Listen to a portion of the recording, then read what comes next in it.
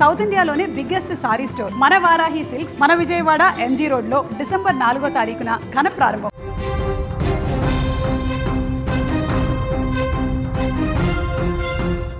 ఆంధ్రప్రదేశ్లో ఇప్పుడు కొత్త భయం పట్టుకుంది. నిన్నటి వరకు డెంగ్యూ, మలేరియా అంటే భయపడిన జనం ఇప్పుడు స్క్రబ్ టైఫస్ అనే పేరు వెంటే వణికిపోతున్నారు. పల్లెల నుంచి పట్టణాల వరకు చాప కింద నీరులా ఈ వ్యాధి విస్తరిస్తోంది.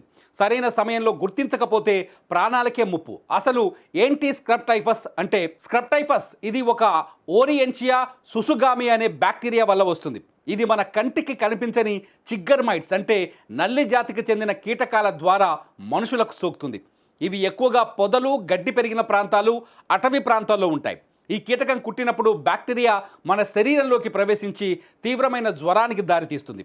కీటకం కుట్టిన చోట సిగరెట్ అంటించినట్లుగా ఒక నల్లటి మచ్చ ఏర్పడుతుంది. ఇది ఈ వ్యాధి ప్రధాన లక్షణం.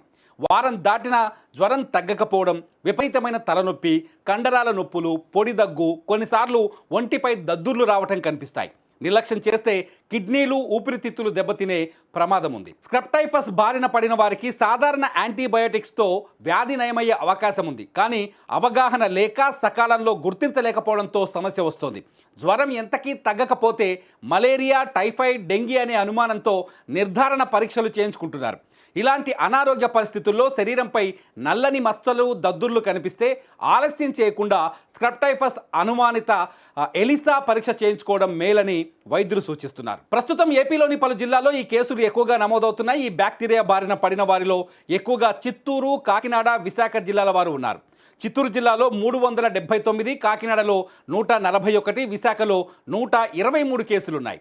ఇంకా వైఎస్ఆర్ కడప జిల్లాలో 94, నెల్లూరులో 86, అనంతపురంలో 68, తిరుపతిలో 64, విజయనగరంలో 59, కర్నూలులో 42, అనకాపల్లిలో 41, శ్రీకాకుళంలో 34, అన్నమయ్యలో 32, గుంటూరులో 31, నంద్యాల జిల్లాలో 30 కేసులు వెలుగు చూశాయి. భారీగా కేసులు పెరగడంతో ఏపీ వైద్య శాఖ అప్రమత్తమైంది.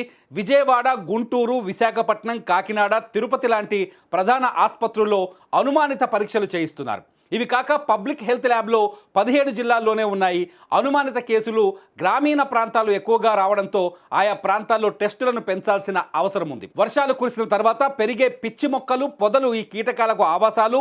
పారిశుద్ధ్య లోపం, ఇంటి చుట్టూ చెత్తా చెదారం ఉండటం వల్ల ఇవి ఇళ్లలోకి చేరే ప్రమాదం ఉందని నిపుణులు సూచిస్తున్నారు.